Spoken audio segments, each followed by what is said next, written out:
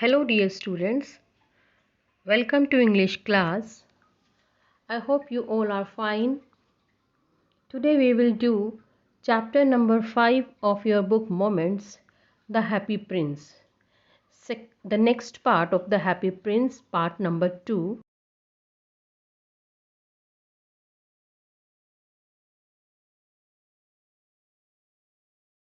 Seamstress and give him to the ruby which was fixed in his sword's hilt, so that the seamstress could buy the oranges for her sick boy.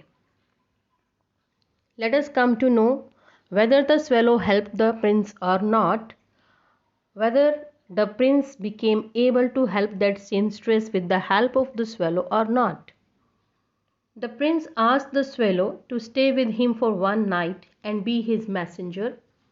The boy is so thirsty and the mother so sad, he said. I don't think I like boys, answered the swallow. I want to go to Egypt. But the happy prince looked so sad that the little swallow was sorry. It was very cold here, he said, but he agreed to stay with him for one night and be his messenger. Thank you, little swallow, said the prince.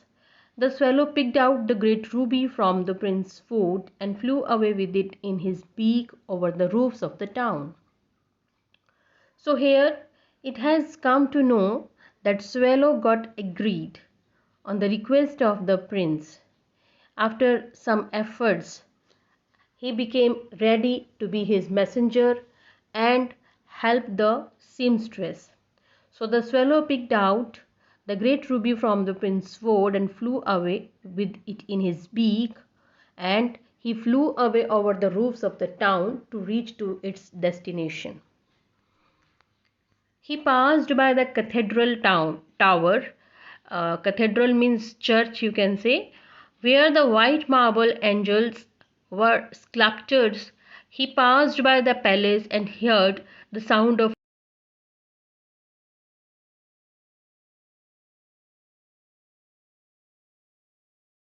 the state ball. She said, I have ordered flowers to be embroidered on it, but the seamstresses are so lazy. So when the swallow was passing by the cathedral tower, where some white marble angels were sculptures on that tower, when he was passing by the palace, he heard the sound of dancing, and a beautiful girl was standing with her lover in the balcony, and she told her lover that she had already ordered a beautiful gown to be embroidered to some seamstresses, and she hoped that the seamstress would do the task in time for her. He passed over the river and saw the lanterns hanging on the masts of the ships. At last he came to the poor woman's house and looked in. The boy was tossing feverishly on his bed, and the mother had fallen asleep. She was so tired. In he hoped he laid the great ruby on the table beside the woman's thimble.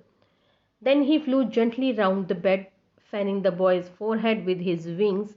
How cool I feel, said the boy. Must be getting better. And he sank into a delicious slumber. So when the swallow passed over the river, he saw there were some ships in the river going on there. And there were, because of the night, the lanterns were hanging on the mast. At last, when he went to the poor woman's house, he looked into the house. The boy was tossing feverishly. Because of fever, the boy was restless. He was changing sides one to the another, and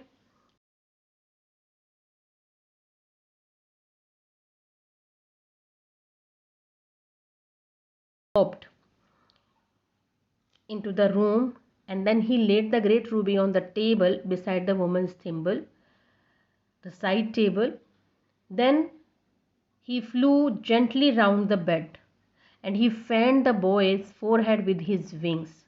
And because of the fanning of the wings, the boy got relaxed, and he said that it was very cool and he was feeling better now.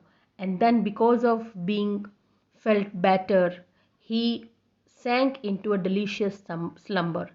Delicious slumber means sound sleep. Then the swallow flew back to the happy prince and told him what he had done. It's curious, he remarked, but I feel quite warm now, although it's so cold. That's because you have done a good action, said the prince. And the little swallow began to think and then fell asleep. Thinking always made him sleepy. When day broke, he flew down to the river and had a bath. Tonight I go to Egypt, said the swallow, and he was in high spirits at the prospect. He visited all the monuments and sat a long time on top of the church steeple. When the moon rose, he flew back to the happy prince. Have you any commissions for Egypt? He said. I'm just starting. So when the swallow came back to the happy prince after putting the ruby on that table of the woman's room, he told the prince that he had done whatever he wanted. And he also remarked that he was feeling quite warm, even there is cold outside. That's because you have done a good action, said the prince. The prince,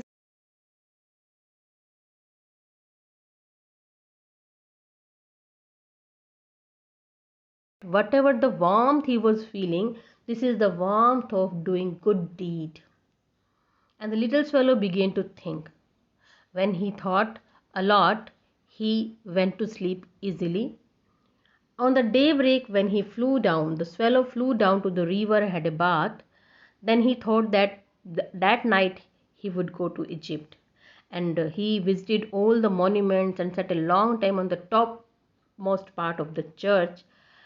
When the night came, he went to the happy prince to goodbye him, to bid him, and he cried, have you any commissions for Egypt? Means, do you want to say something for Egypt? Do you want to send something for Egypt? Because he was just starting. Swallow, swallow, little swallow, said the prince, will you stay with me one night longer? I'm waited for in Egypt, answered the swallow. Swallow, swallow, little swallow, said the prince, far away across the city I see a young man in a garret. He is leaning over a desk covered with papers, and in the glass by his side there is a bunch of withered violets. His hair is brown and crisp, and his lips are red as a pomegranate, and he has large and dreamy eyes. So when the swallow came to the prince to bid him, the prince requested him to stay with him for one more night. But the swallow answered that he was being waited for in Egypt, so he should go there. But the prince told him that far away across the city there was a man in a garret. Garret means small room, and he is leaning over a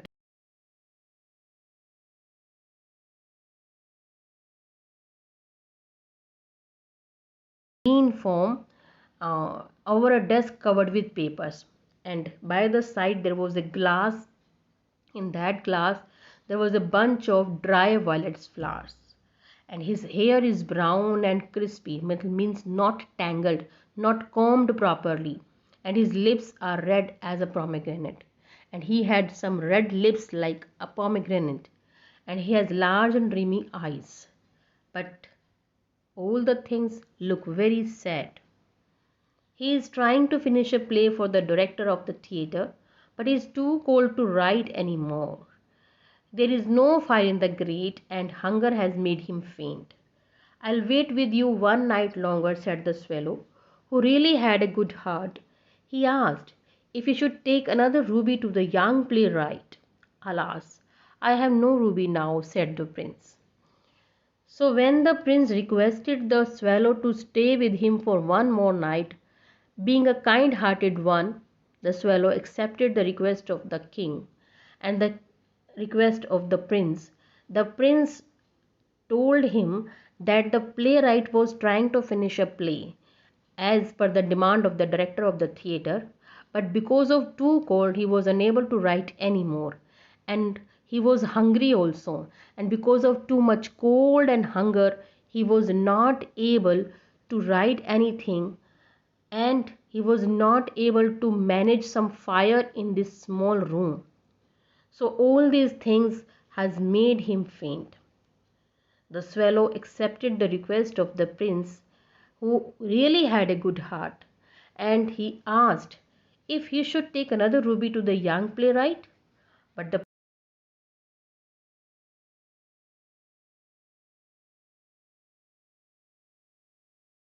of rare sapphires which were brought out of India 1,000 years ago. He ordered the swallow to pluck out one of them and take it to the playwright. He will sell it to the jeweler and buy firewood and finish his play, he said. Then the happy prince told the swallow that he should take one of his eye. He should take one sapphires of his eyes, because it was a very precious stone and has been taken from outside of India 1,000 years ago.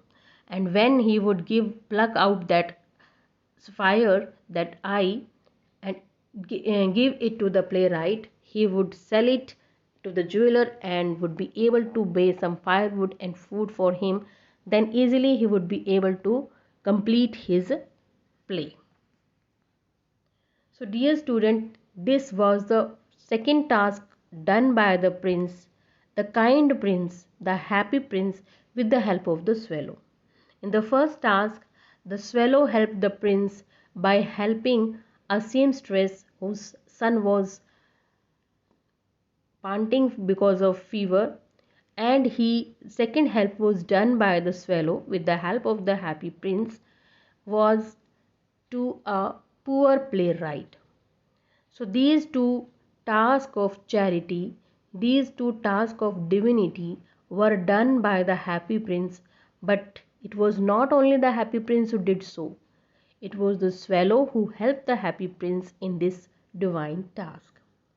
So this chapter literally teaches us that we should always try to help others as much as possible, because by helping others we